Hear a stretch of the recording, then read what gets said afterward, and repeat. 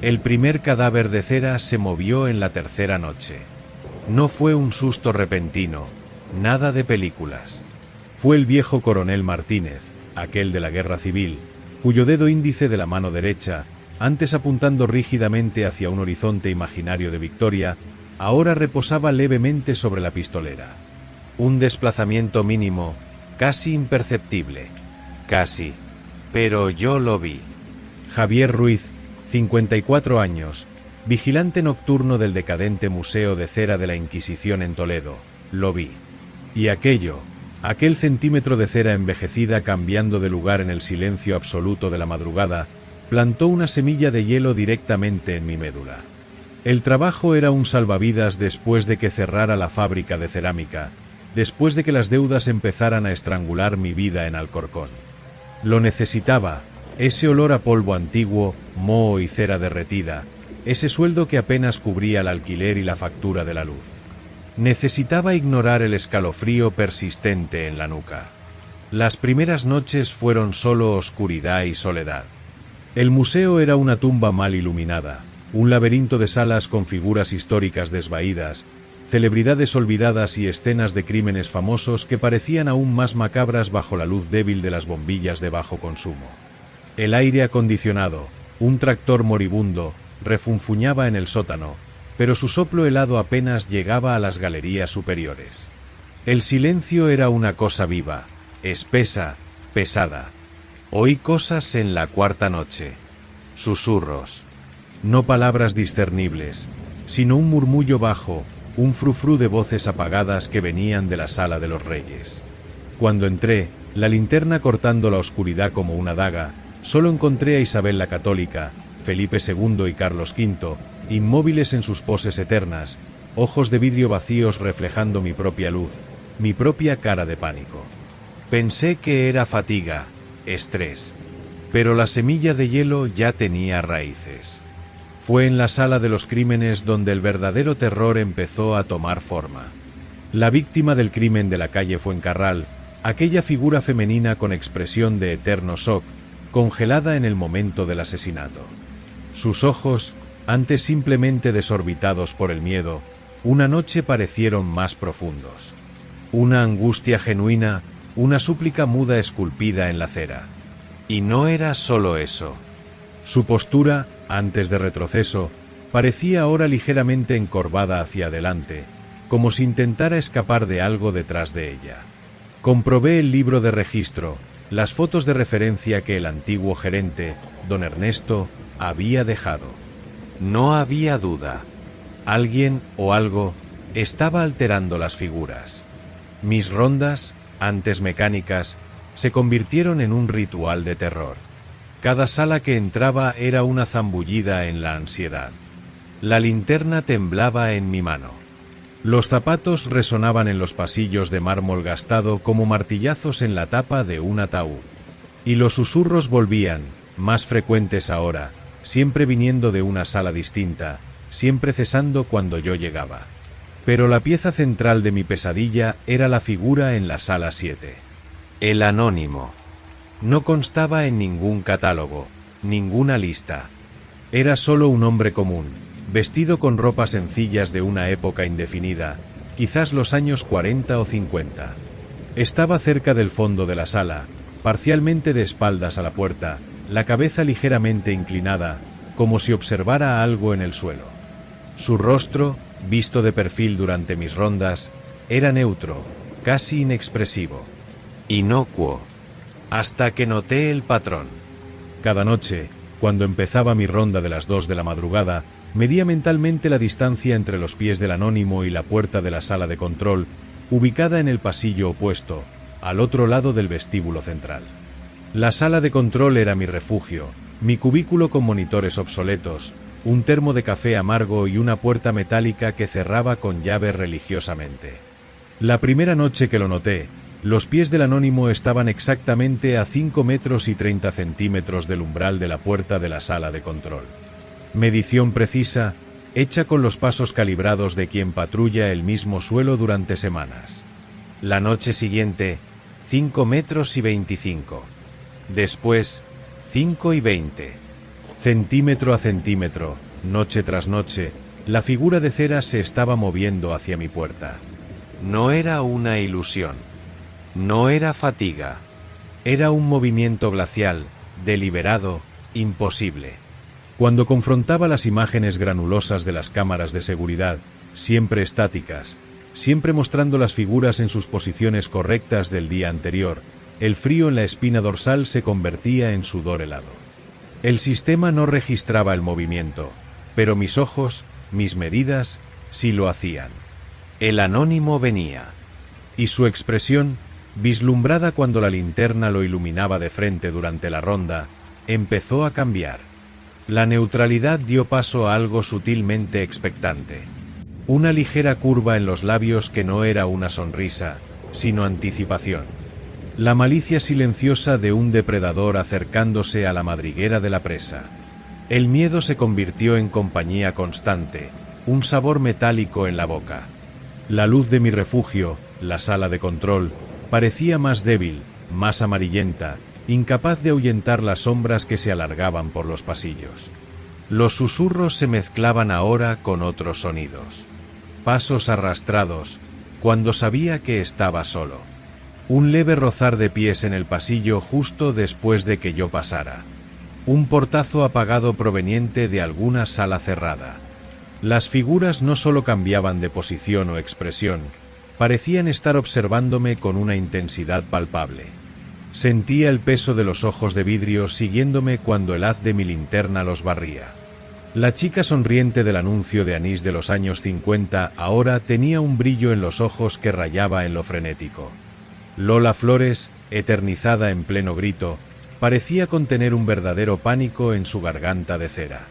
El museo ya no era un lugar de recuerdos muertos, era una colmena de presencias adormecidas que despertaban con la caída de la noche, con mi llegada. Yo era el intruso.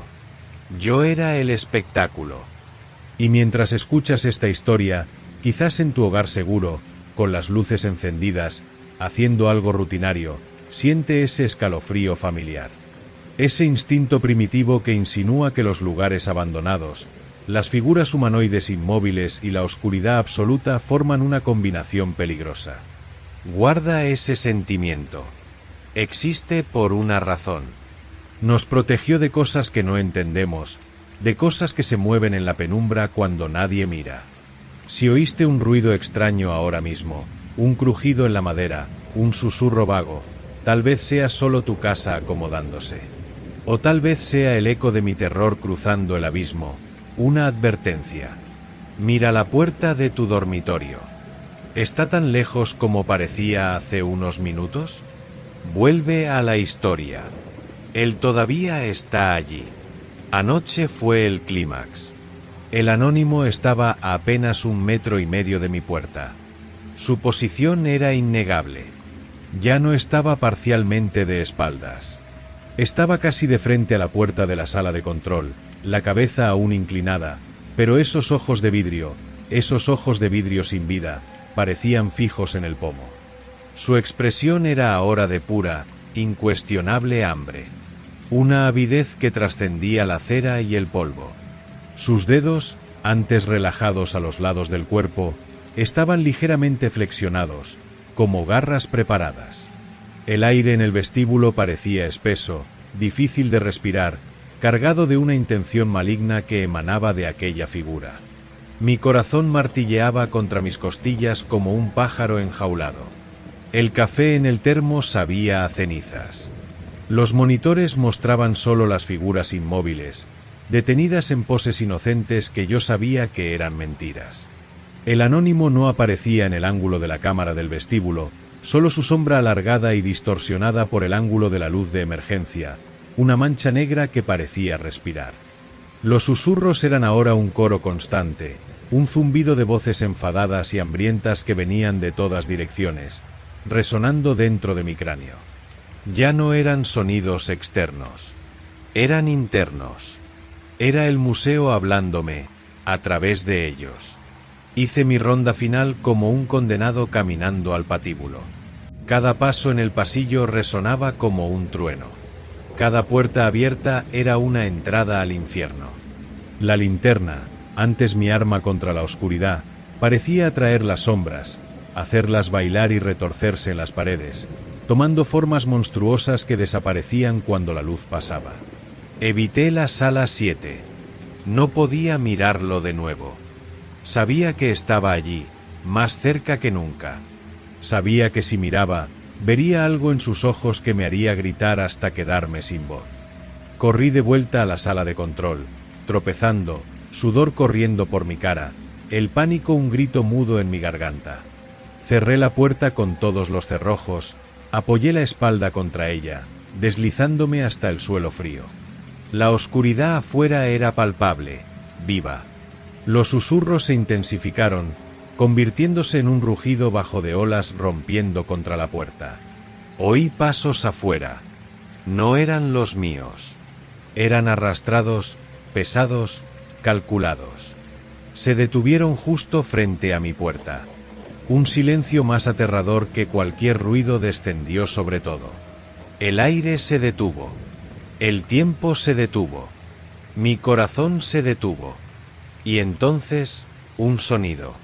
El sonido más delicado y horrendo que he escuchado. El leve arañar de algo, quizás una uña, quizás un trozo de cera endurecida, deslizándose lentamente, centímetro a centímetro, contra la superficie metálica del otro lado de mi puerta. Un arañazo paciente, persistente, demente. Raspando, probando, buscando un punto débil. Está aquí, al otro lado. Sabe que estoy aquí. Y no se va. El arañar continúa. Es el sonido de mi fin acercándose, centímetro a centímetro, en el silencio absoluto de la madrugada, en el corazón podrido del Museo de Cera de la Inquisición. El café amargo se convirtió en veneno en mi boca. El trabajo que tanto necesitaba es ahora mi sentencia de muerte. Los susurros son voces dentro de mi cabeza ahora, diciendo que entrará, que la cera es fría, que el vidrio corta. El arañar en la puerta es la única verdad. Está llegando. Entrará. Y cuando esa puerta ceda, cuando el metal gima y los cerrojos fallen, no será Javier Ruiz, vigilante nocturno, a quien encontrará. Será solo más cera, aún caliente, lista para ser moldeada en una nueva expresión de terror eterno, para unirse al coro silencioso del museo. El arañar continúa. No se ha detenido. Nunca se detiene. Es el sonido de mi vigilia final. Es el sonido del anónimo, afuera, hambriento. Y no se va.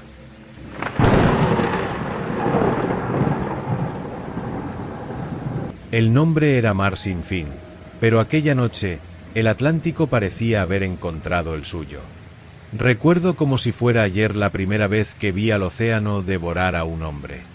Fue mi tío Raúl, arrastrado a las profundidades verde oscuro durante una tormenta que rajó el cielo cuando tenía 12 años. Ahora, décadas después, al mando de mi propio pesquero, el buen Jesús, con Juan, Marcos y Carlos, sentía el mismo nudo en el pecho, la misma voz ancestral susurrando que el mar no perdona, solo espera. La niebla llegó sin aviso, como suele hacer cerca de la costa gallega, próxima a Vigo. Un manto húmedo y gélido que se tragó primero las estrellas, luego el horizonte y, finalmente, hasta el sonido reconfortante de las olas golpeando el casco. Quedamos envueltos en un silencio tan espeso como la propia bruma, solo el ronco apagado del motor del buen Jesús intentando perforar la oscuridad húmeda, un sonido que de repente parecía demasiado pequeño, demasiado frágil. Fue Juan quien lo vio primero. Su dedo, grueso y marcado por cicatrices de sedales, apuntó hacia adelante, temblando visiblemente. No era un espejismo de la niebla ni cansancio de los ojos. Emergiendo lentamente del velo blanco como un cadáver hinchado que aflora a la superficie, había un carguero. Viejo, dolorosamente antiguo. La pintura, donde aún quedaba, se descascarillaba en grandes placas como piel necrosada, revelando el óxido debajo, un óxido que parecía haber consumido décadas, quizás siglos. Silencio. Ninguna luz, ningún movimiento, ningún signo de vida. Solo aquel casco negro, imponente y amenazante, a la deriva nuestro camino como un obstáculo macabro colocado por el propio océano. El aire se volvió más frío, un frío que penetraba la ropa y mordía la carne. El silencio alrededor del carguero no era pasivo, era vigilante. Era un silencio que observaba. La decisión de investigar se tomó en un susurro colectivo, un impulso estúpido alimentado por el miedo y una curiosidad mórbida que superó al instinto de supervivencia. Nuestro pequeño bote de goma cortó el agua quieta y helada, el sonido de los remos pareciendo gritos en el vacío de la niebla. Subir por la escala de cuerda tambaleante colgada del casco del mar sin fin fue como escalar el costado de un leviatán dormido. La cubierta, cuando finalmente pisamos ella, era una escena de abandono congelada en el tiempo. Cuerdas viejas y encogidas como intestinos secos yacían esparcidas por el suelo de metal oxidado. Las puertas de las cabinas estaban abiertas de par en par, balanceándose levemente con el balanceo casi imperceptible del barco, crujiendo con un sonido que recordaba dientes rechinando. Pero fue dentro, en los estrechos y oscuros pasillos, donde el verdadero hielo se instaló. El olor fue la primera advertencia. No el moho esperado, sino un olor agridulce, como de comida reciente, carne quizás, mezclado con un fuerte desinfectante químico que no podía ocultar algo más profundo, más animal. Las mesas en el comedor tenían platos aún con restos de comida, comida que no parecía vieja. Una taza de café, medio llena, reposaba junto a un periódico abierto. El periódico, fechado solo 3 días antes. 3 días. Signos de vida interrumpidos brutalmente, congelados en un instante. No había sangre, no había lucha, solo ausencia. Una ausencia que pesaba más que cualquier presencia física. El pasillo llevaba a las cabinas. La primera puerta estaba entreabierta. Dentro, una cama sin hacer, ropa personal tirada sobre una silla, un par de gafas de lectura sobre una mesa. Todo indicaba que alguien se había levantado apresuradamente. ¿Pero hacia dónde? ¿Y por qué? La sensación de ser observado se intensificó, una presión física en la espalda, como si las sombras en los rincones más profundos del pasillo se contrajeran, respiraran. No era paranoia. Era la certeza visceral de que algo andaba mal, profundamente, irremediablemente mal. Algo más allá de nuestra comprensión. La huida de regreso al buen Jesús fue un acto de pánico contenido. Remamos con una fuerza nacida del terror puro, nuestros ojos clavados en la silueta monstruosa del carguero que lentamente se disolvía de nuevo en la niebla tras nosotros. El alivio al pisar la cubierta familiar de nuestro barco fue fugaz, una ola pequeña rompiendo contra un témpano de hielo. Fue Marcos, el más joven, siempre con los ojos más agudos, quien soltó el grito ronco. «Viene detrás de nosotros». No necesitaba señalar. Todos lo vimos. El mar sin fin ya no estaba a la deriva. Se movía. Lenta, inexorablemente, cortando la niebla como un cazador silencioso. Y peor. Mucho peor. Ahora temblaban luces en sus ojos de buey, luces amarillas débiles que parecían venir de velas o bombillas oxidadas, proyectando patrones de sombras irregulares y grotescas sobre las cortinas de bruma. Y en esos ojos de buey se movían formas. Sombras indistintas, humanoides quizás, pero con una fluidez extraña, desarticulada. Pasaban delante de las luces, bloqueándolas un instante, solo para reaparecer más adelante, más altas, más distorsionadas. No eran sombras proyectadas por objetos. Eran sombras con voluntad propia, observándonos desde su casco fantasmal. El motor del buen Jesús rugió, protestando cuando lo forcé al máximo. Pero el carguero antiguo, ese coloso de acero podrido, mantenía el ritmo. No se acercaba rápidamente, pero no perdía terreno. Era una persecución calculada, un juego perverso. La niebla se había convertido en nuestra prisión, y el mar sin fin, nuestro carcelero. Tú, ahí en tu casa segura, tal vez escuchando esto con una taza de té, quizás piensas que el mar es solo agua y sal. Pero yo estoy aquí, ahora, mirando hacia atrás, y veo esas luces acercándose a través de la niebla, veo las sombras danzando en aquella cubierta maldita. Ellas saben que las estamos viendo. Siento su mirada, un peso físico en la nuca.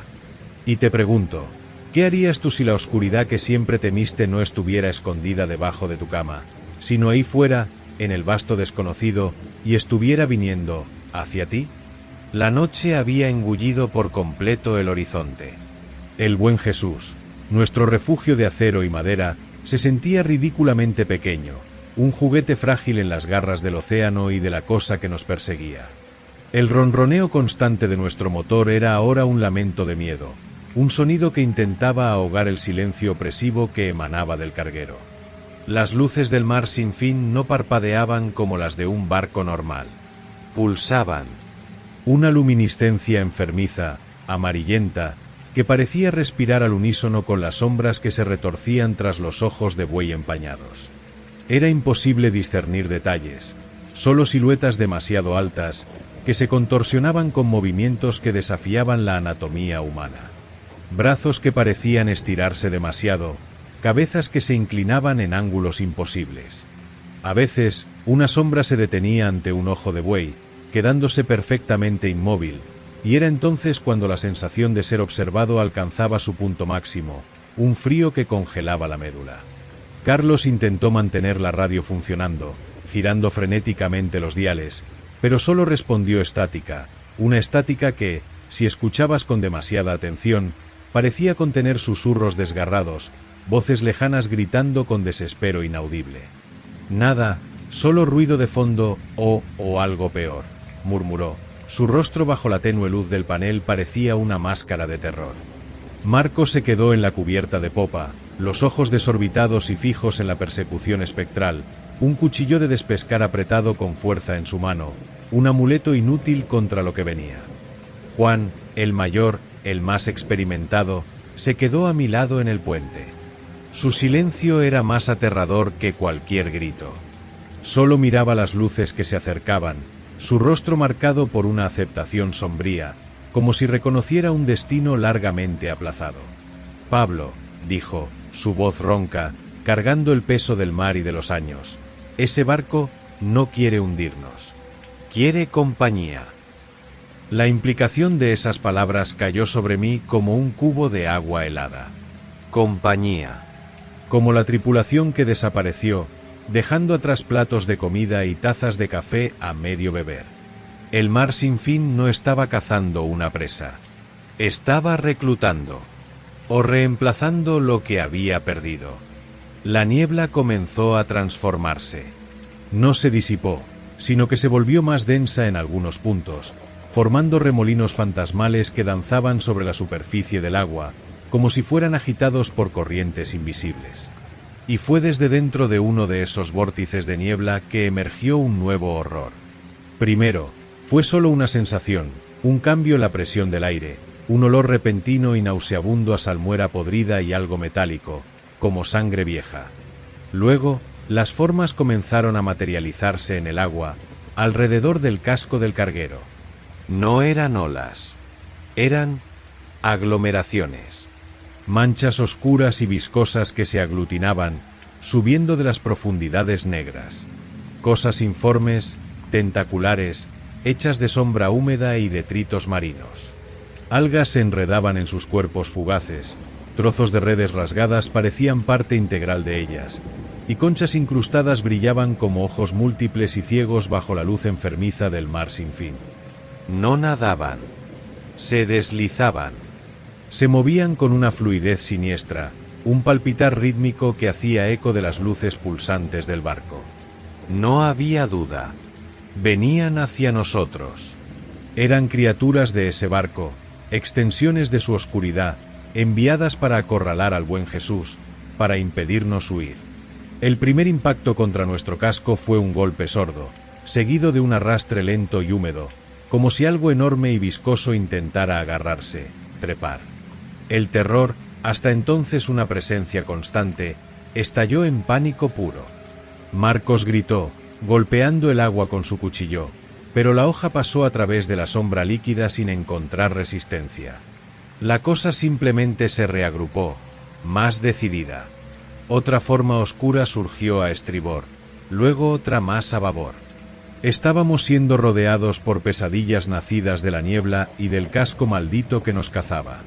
El motor del buen Jesús rugía, protestando, la hélice golpeando contra esas entidades semisólidas, pero el barco apenas se movía, como si estuviera atrapado en ámbar. Las luces del mar sin fin estaban más cerca ahora, mucho más cerca. Las sombras en los ojos de buey parecían reír, una danza frenética de triunfo perverso. La niebla apretó su cerco, apretándonos contra el casco de nuestro perseguidor. El aire se volvió irrespirable, cargado con el olor a muerte del mar y la electricidad estática del miedo. Miré a mis hombres, sus rostros deformados por el horror, sabiendo que el mío debía reflejar lo mismo. El mar sin fin no nos daría el mar como tumba. Quería que formáramos parte de su reino de tinieblas. La cubierta del carguero fantasma estaba casi al alcance de la nuestra. Y allá arriba, en la borda oxidada, las sombras se aglomeraban, siluetas alargadas y sin rostro, brazos extendiéndose hacia nosotros, no como una amenaza, sino como una invitación macabra. Una invitación a la eternidad dentro de la niebla. El frío que sentí entonces no era del océano. Era el toque del vacío, del olvido que habitaba ese barco, extendiendo sus dedos invisibles para arrastrarnos dentro. El rugido del motor se transformó en un gemido de agonía. Las luces del mar sin fin llenaron todo mi campo de visión, cegadoras y repulsivas. Las sombras en el agua agarraban el casco con fuerza de tentáculos. Y el silencio, ese silencio vigilante y hambriento, finalmente nos envolvió por completo. Lo último que oí, antes de que la niebla se tragara incluso el sonido de mi propio corazón desesperado, fue un único, agudo e inhumano chillido proveniente de lo alto del carguero. Un chillido que sonaba a triunfo.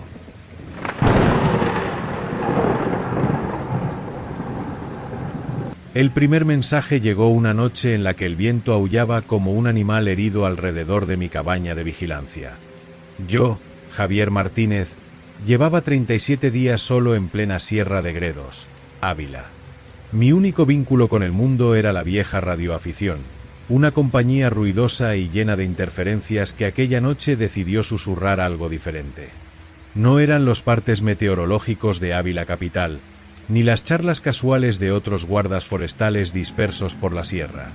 Era un grito, distorsionado, como si hubiera pasado por una picadora de carne sonora, prolongado, cargado de una agonía que me heló la sangre en las venas antes de que mi cerebro pudiera procesar el sonido.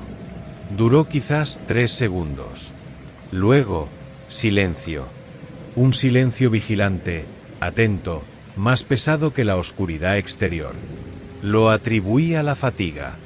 El aislamiento prolongado juega malas pasadas. Tomé un sorbo de café frío, las manos ligeramente temblorosas sobre los controles de la radio. La cabaña, una estructura de madera envejecida por el aire húmedo de la montaña, crujía con el viento. Los equipos de vigilancia ambiental, sensores de temperatura, humedad, calidad del aire, parpadeaban con una regularidad hipnótica e inútil en la pared opuesta. Mi refugio. Mi cárcel voluntaria. El trabajo era sencillo: registrar datos y enviarlos semanalmente a la sede en Plasencia. Una simplicidad que se desmoronó aquella noche. Las transmisiones volvieron. No todas las noches, pero con la suficiente frecuencia como para corroer mi cordura. A veces eran números. Una voz monótona, sin emoción, repitiendo secuencias en diferentes idiomas que apenas reconocía. 4, 8, 15, 16, 23, 42. En español. Luego, los mismos números en un inglés arrastrado. Más tarde, en algo que sonaba como alemán o ruso. Una letanía numérica que resonaba en el vacío de la frecuencia, ignorando mis intentos de contacto, de pregunta. Otras veces, eran susurros. Palabras ininteligibles, sibilantes, como si alguien tuviera los labios pegados al micrófono, al otro lado de un abismo. una presencia íntima y amenazadora emanando del altavoz. La peor, sin embargo, fue la voz que dictó coordenadas. Claras, precisas, en un español perfecto, casi robótico. 40 grados, 15 minutos norte. 5 grados, 10 minutos oeste. Las anoté automáticamente, el sudor frío resbalando por mi espina dorsal. Abrí el mapa topográfico de la reserva, los dedos manchados de tinta y nerviosismo. El punto marcado quedaba a menos de 5 kilómetros de la cabaña. En el corazón de una zona conocida localmente como el Valle del Silencio, un tramo de bosque espeso y pantanoso donde hasta los pájaros parecían evitar cantar. Un lugar con malas historias, susurradas por los pocos habitantes antiguos de Candeleda, el pueblo más cercano, a 3 horas por pista forestal. Fue después de esa transmisión cuando los equipos empezaron a rebelarse. El portátil, vital para los informes, se apagaba solo sin motivo. Las luces fluorescentes de la cabaña parpadeaban como luciérnagas agonizantes, sumiéndolo todo en sombras danzantes que parecían cobrar vida propia. La radio, mi vieja compañera y ahora mi fuente de terror, desarrolló vida propia. Se encendía sola en mitad de la noche, vomitando estática pura, un ruido blanco que martilleaba mis tímpanos y parecía vibrar en los huesos de mi cráneo. Una vez, desperté con ella sintonizada en una frecuencia muerta, emitiendo solo un zumbido bajo y constante, como el ronquido de una bestia dormida. Apagarla era un alivio momentáneo, pero el miedo a perderme una transmisión crucial, quizás una petición de auxilio real en medio de aquella locura, me hacía encenderla de nuevo. Era una dependencia enfermiza, una adicción a mi propio veneno. La sensación de vigilancia se volvió constante. Más que observado, me sentía estudiado, diseccionado. Cuando salía a comprobar los sensores externos, el bosque denso parecía contener la respiración. El ruido habitual de los insectos, de los pequeños animales, desaparecía. Solo quedaba el silencio. Un silencio denso, físico, como si el aire se hubiera solidificado. Era en esos momentos cuando sentía, con una certeza visceral y aterradora, que algo se movía entre los pinos y robles. Algo grande. Algo que no hacía ningún sonido al desplazarse. No veía formas definidas, solo bultos oscuros que se fundían con las sombras más profundas, movimientos periféricos que cesaban en el instante exacto en que giraba la cabeza. Una presencia que irradiaba un frío que iba más allá de la temperatura ambiente, una malevolencia antigua y paciente. Las transmisiones empezaron a personalizarse. Los susurros, antes ininteligibles, ahora a veces sonaban como fragmentos de mi nombre. Javier. Arrastrado, como un suspiro salido de una tumba. Martínez. Haciendo eco en la estática. Cierta noche, tras otra secuencia numérica, la voz susurrante añadió, clara como cristal roto: «¿Estás solo, Javier?». La pregunta simple, hecha con una entonación plana, fue más aterradora que cualquier grito. Era como si la cosa de fuera, la cosa sintonizada en mi frecuencia vital, supiera exactamente de mi aislamiento, de mi vulnerabilidad. Lo supiera y se deleitara con ello. El miedo cristalizó en paranoia. Dormir se volvió imposible. Cada crujido de la madera envejecida de la cabaña era un paso acercándose. Cada golpe de un búho en el tejado era una garra intentando arañar la entrada. Mantenía el hacha de leña al lado de la cama, pero su solidez era un consuelo frágil. ¿Cómo luchar contra algo que se manifestaba a través de ondas de radio y sombras? Empecé a ver patrones donde quizás no existían. Los números repetidos parecían fechas, coordenadas de catástrofes antiguas. Los susurros, fragmentos de oraciones prohibidas o nombres de personas desaparecidas en la sierra. La mente, bajo presión extrema, fabrica sus propias prisiones. El clímax del horror físico ocurrió en una madrugada lluviosa. Se fue la luz, sumiendo la cabaña en una oscuridad total, excepto por la débil luz roja de emergencia de la radio. La lluvia golpeaba el tejado de Uralita como una multitud enfurecida. Y entonces vino el sonido.